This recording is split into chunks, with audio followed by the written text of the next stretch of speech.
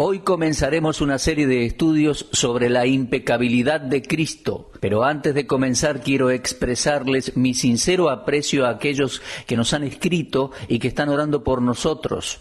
Nunca sabrán cuánto significan para nosotros sus oraciones y sus ofrendas. Y sus contribuciones generosas son para esparcir la palabra de Dios. He sido muy animado por cartas que recibí desde áreas rurales, de cárceles, donde muchos han sido salvos, bendecidos y ayudados, lo cual nos anima a continuar.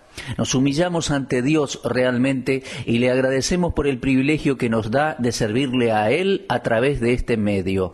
Ahora acerquémonos al Señor en una breve oración.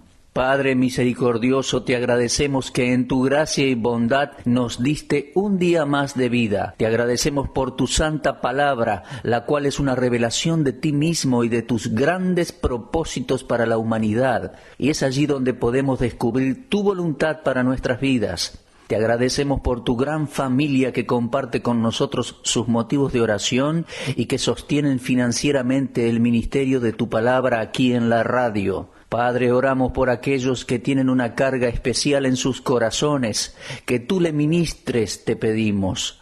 Por aquellos con tristeza en sus corazones por haber perdido a algún familiar, que encuentren fortaleza y consuelo en tu palabra. Oramos por los ancianos que no pueden salir de sus hogares por su enfermedad, por los que están en los hospitales y en casas de descanso.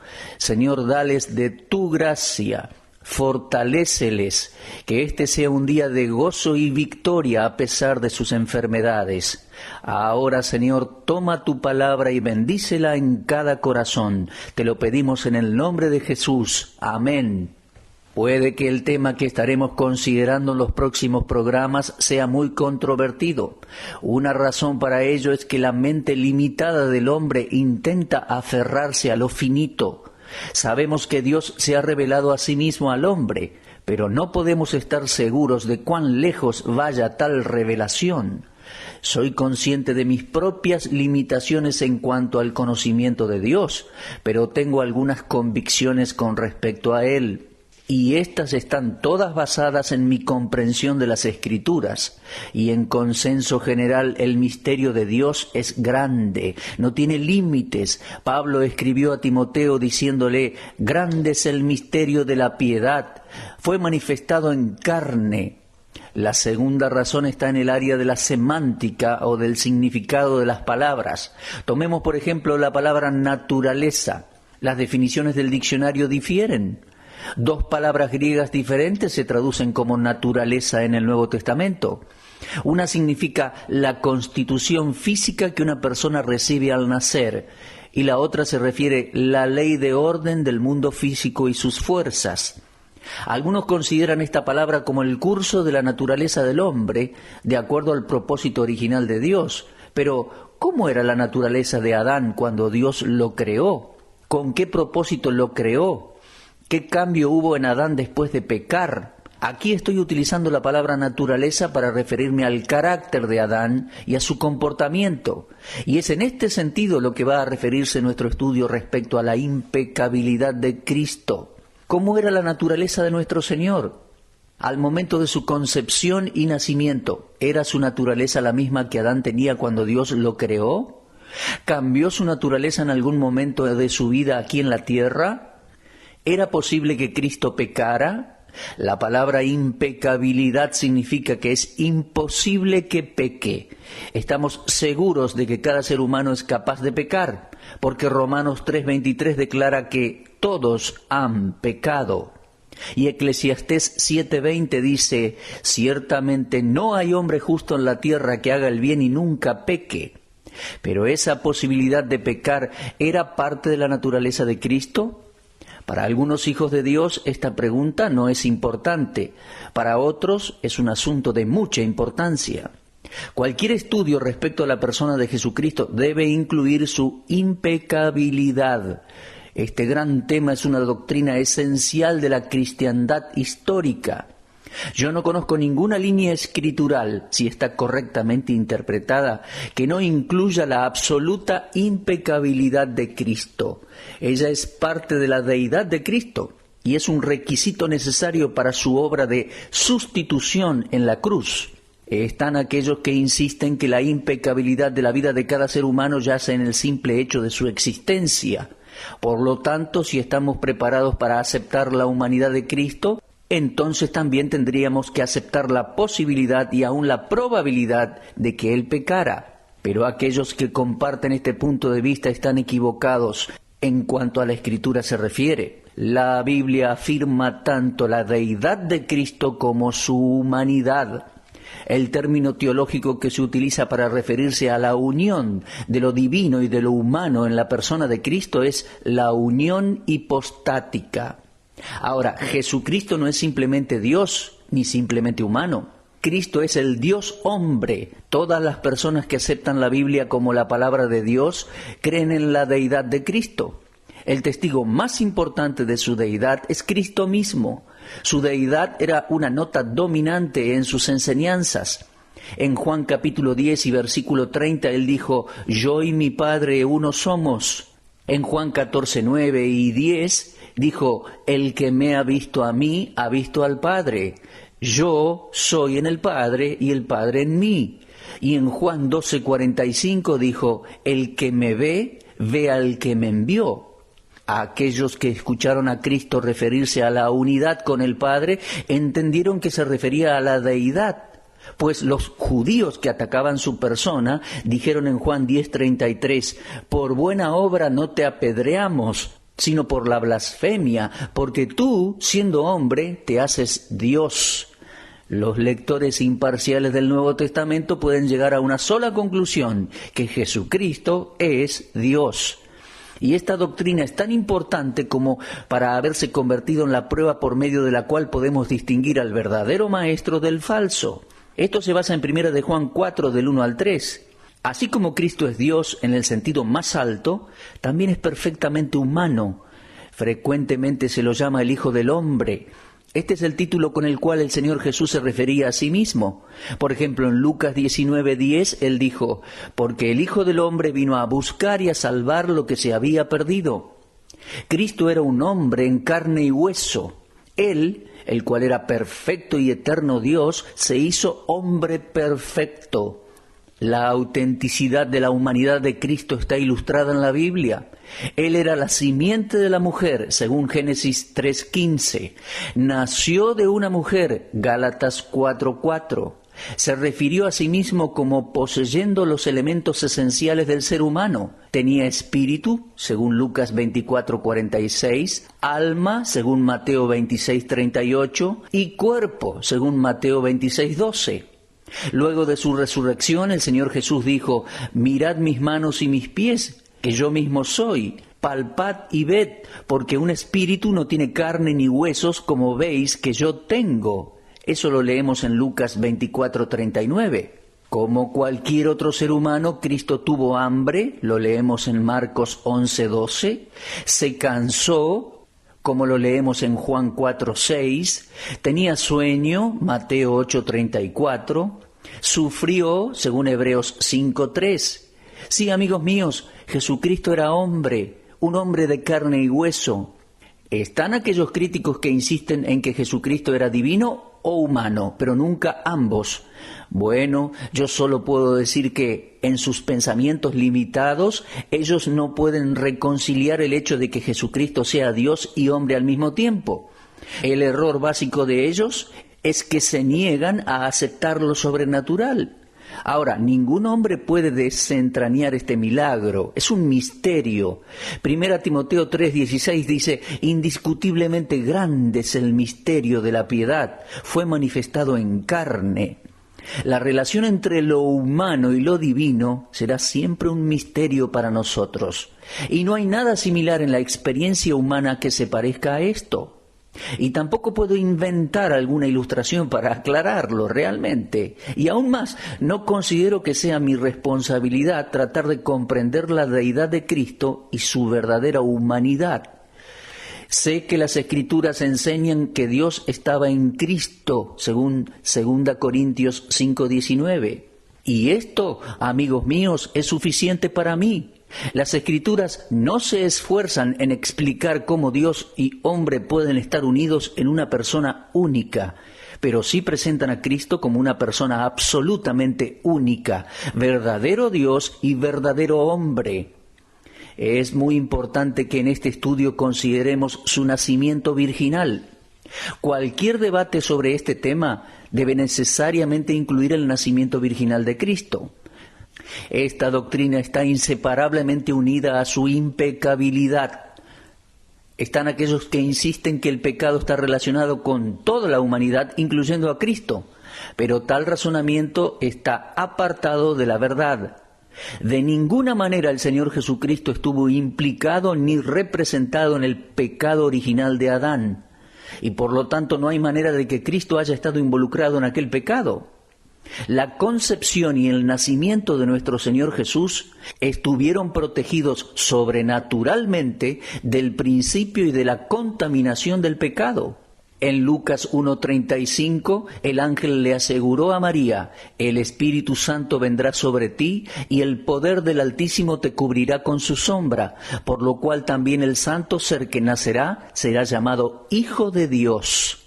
Esta afirmación no solo se refiere a la concepción y al nacimiento milagroso de Cristo, sino que también se refiere a un resguardo especial por medio del cual la santidad divina del bebé Jesús fue perfecta y permanentemente preservada. La simple suposición de que Cristo heredara la naturaleza pecaminosa de María es una blasfemia.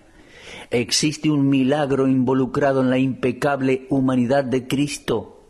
La concepción milagrosa en el vientre de la Virgen María fue la obra del Espíritu Santo.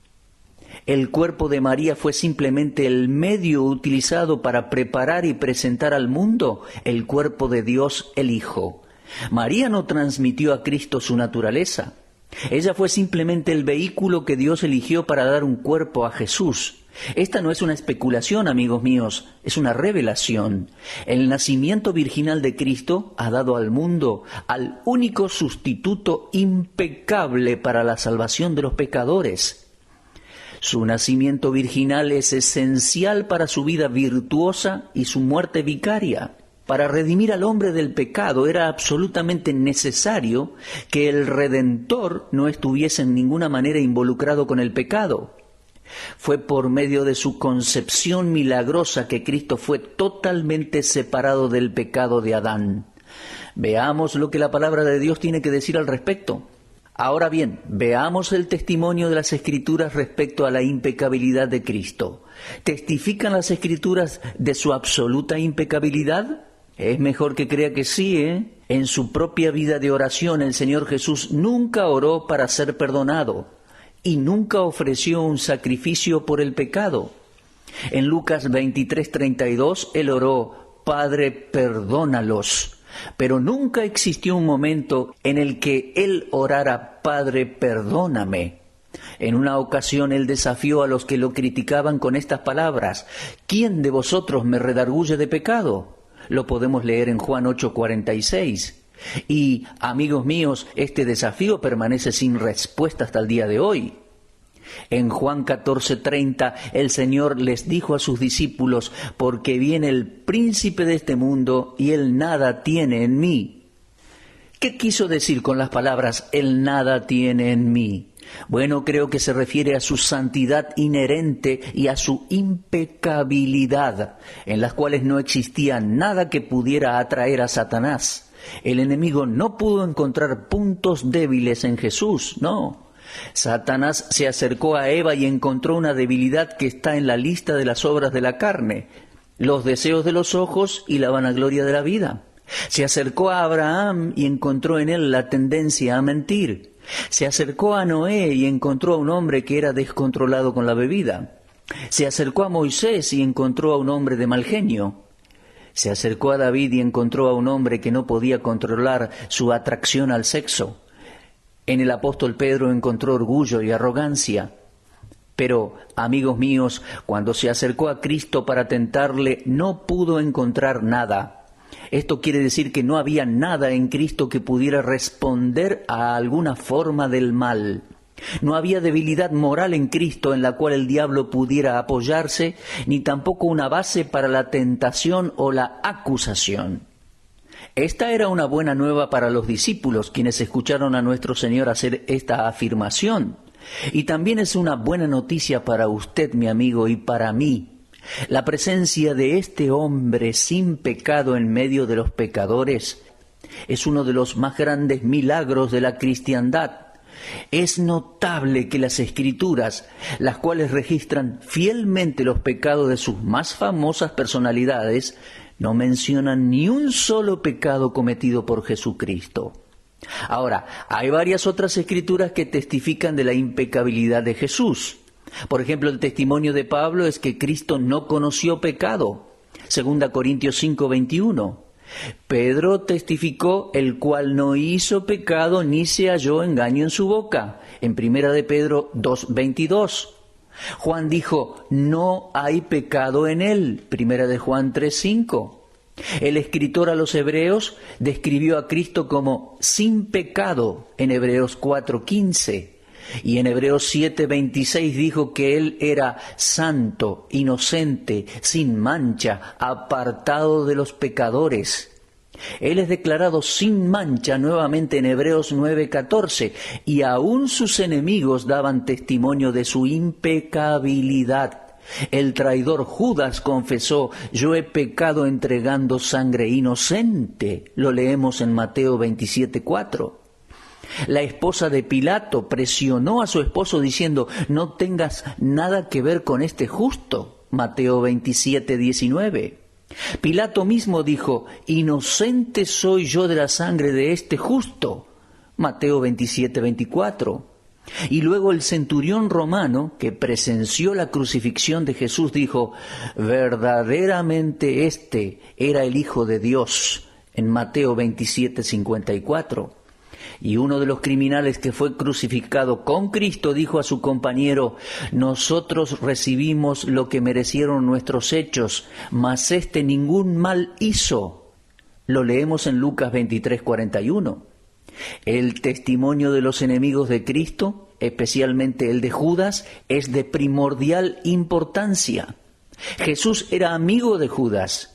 Después que Judas entregó a su mejor amigo, el pánico en él y el sentirse miserable eran tan grandes que no pudo sobrellevarlo y terminó suicidándose. Sí, hay testimonios de los enemigos de Cristo, aun de aquellos que lo traicionaron y crucificaron, y cada uno testificó de la impecabilidad del Santo Hijo de Dios. Ahora por un momento quiero contrastar la impecabilidad de Cristo con la de Adán. ¿Había una diferencia cualitativa entre la humanidad de Adán y la de Cristo? Bueno, aquí hay un problema, cuya solución final no será completamente conocida hasta aquel día en que conoceremos como fuimos conocidos, Pero a pesar de las diferencias de opiniones entre los estudiantes de la Biblia, voy a presentar algunos comentarios. ¿Era la impecabilidad de Jesús igual a la de Adán o diferente? Básicamente la cuestión es esta. ¿La impecabilidad de Cristo era la misma que la de Adán antes que éste cayera? ¿Poseía una calidad diferente a la de Adán, pero particular con su deidad? En sustancia, ¿podía Cristo ser tentado como lo fue Adán? Y además, ¿podría haber pecado como Adán pecó? Ahora, no puedo enfatizar demasiado la realidad de la humanidad de Cristo. Tampoco puedo reducir su humanidad a la de Adán. Entonces, ¿en qué consiste la humanidad de Cristo? Para mí la respuesta está bastante clara en la Biblia. Su humanidad consistía en un cuerpo. En Hebreos 10:5 él dijo, me preparaste cuerpo. En esta misma epístola, capítulo 2 y versículo 14, leemos, así que por cuanto los hijos participaron de carne y sangre, él también participó de lo mismo, esto es, la misma carne y la misma sangre. Y en Colosenses 2:9, Pablo nos dijo que en él, en Cristo, habita corporalmente toda la plenitud de la deidad. La similitud entre Cristo y Adán era simplemente física. Preguntémonos, ¿tenía Jesús la naturaleza de Adán? De acuerdo a la Biblia, la respuesta es enfática. No, Jesús no tenía las tendencias naturales de Adán. Adán y toda su posteridad son, por naturaleza, hijos de ira, dice Efesios 2 y versículo 3. Jesús no tenía los deseos de la naturaleza de Adán y por lo tanto él no fue el objeto de la ira de Dios como lo fue Adán. La naturaleza de Adán no estaba en el cuerpo de Jesús. Mis amigos, Jesús es Dios y naturaleza de Dios. Y por naturaleza de Dios quiero significar que los deseos naturales de Dios son solo santos. El término que la Biblia usa es naturaleza divina, en 2 de Pedro 1:4. Fue la naturaleza divina la que habitó en el cuerpo humano de Jesús. Nuestro Señor no tenía dos naturalezas, la divina y la humana. Tenía solo una naturaleza, la divina en un cuerpo humano. Su único contacto directo y personal con el pecado fue en la cruz. En 1 de Pedro 2:24 leemos, quien llevó él mismo nuestros pecados en su cuerpo sobre el madero. Nuestros pecados fueron cargados en su cuerpo. Los pecados que él llevó eran los nuestros y fueron cargados en su cuerpo por el Padre, de acuerdo a Isaías 53:6. Nunca hubo pecado en Jesús. 1 de Juan 3:5 dice, y no hay pecado en él. Solo aquel que fue puesto sobre él por Dios el Padre, quien ofreció a Cristo en la cruz como una ofrenda por el pecado de todos nosotros. La persona que no es salva tiene solo una naturaleza. Sin embargo, cuando el pecador cree y se convierte en un hijo de Dios, viene a ser participante de la naturaleza divina, de acuerdo a 2 Pedro 1:4. Por lo tanto, cada cristiano tiene dos naturalezas, la divina y la humana, ambas habitando en un mismo cuerpo. Jesús tenía solo una naturaleza, la divina en un cuerpo humano, en un ser humano. El conflicto que Pablo experimentaba según Romanos capítulo 7 es la experiencia de todos los cristianos. Cada uno de nosotros debe afirmar lo que dice Romanos 7:18. Yo sé que en mí, esto es en mi carne, no mora el bien, porque el querer el bien está en mí, pero no el hacerlo.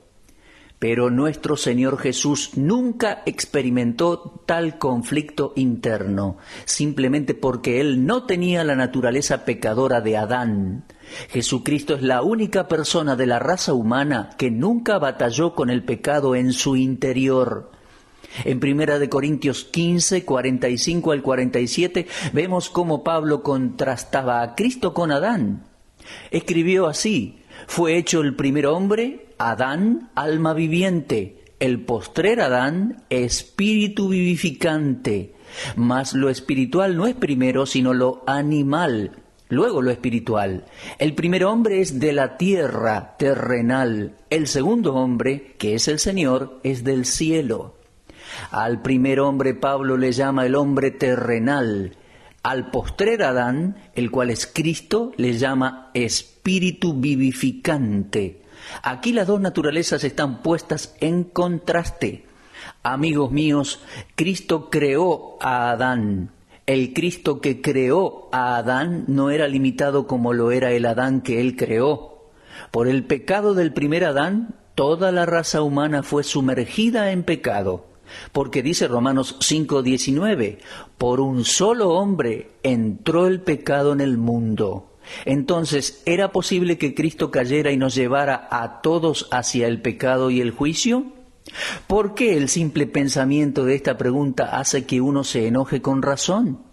Las Escrituras declaran, en Adán todos morimos, en Cristo todos vivimos. Mis amigos, Jesucristo es Dios, el Hijo eterno, el impecable Hijo de Dios.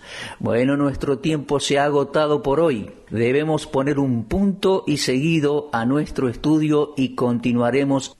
Muchas gracias por habernos escuchado en esta ocasión y si usted puede ayudarnos a sostener este ministerio, Por favor, hágalo porque es muy importante para nosotros sus oraciones y sus ofrendas.